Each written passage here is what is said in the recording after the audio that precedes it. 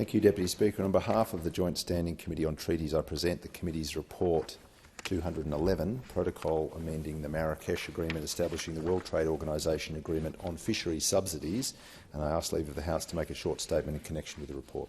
Is leave granted? Leave is granted. The member for Fremantle has the call. Thank you, Deputy Speaker. I rise to make a statement on the Joint Standing Committee on Treaties report into the Protocol amending the Marrakesh Agreement establishing the World Trade Organisation Agreement on fisheries subsidies.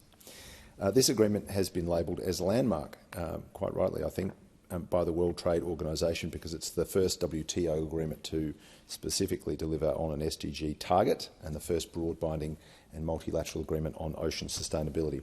It will provide for legally binding rules for fishery-specific subsidies concerning marine wild capture fishing and fishing-related activities at sea. It's a comprehensive treaty capturing those activities and includes any operation in support of or in preparation for fishing, including the landing, packaging, processing, transshipping or transporting of fish that have not been previously landed at a port, as well as the provisioning of personnel, fuel, gear and other supplies at sea.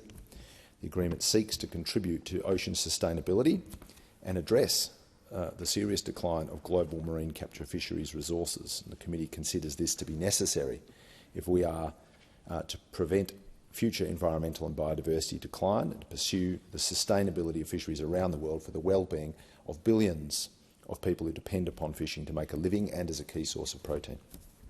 Deputy Speaker, the agreement contributes to global food security and the protection of livelihoods by addressing key issues of ocean sustainability. It's particularly important in the Pacific region where fishing and fisheries are understandably of high importance economically, socially and culturally. And it's notable that Australia worked in partnership with Pacific nations to reach consensus as part of the WTO negotiations that gave rise to the agreement.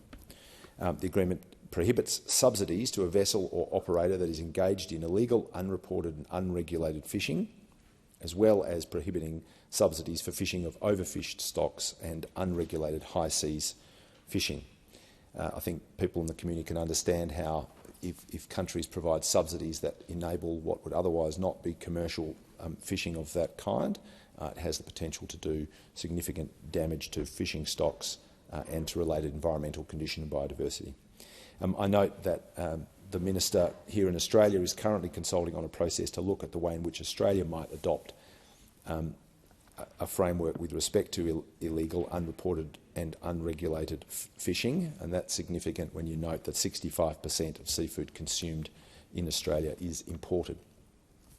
The committee noted that in fulfilling the Sustainable Development Goal to conserve and sustainably use our ocean, seas and marine resources, it's important that countries not subsidise and make operations viable that are harmful to fish stocks and the environment, as I've described.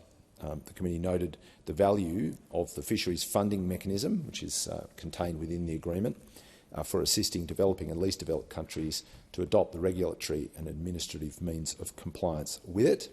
And in recognition of the value of that funding mechanism, Australia has taken a leading role already in funding the mechanism by contributing $2 million, and we're the first nation to do so, which I think is very welcome.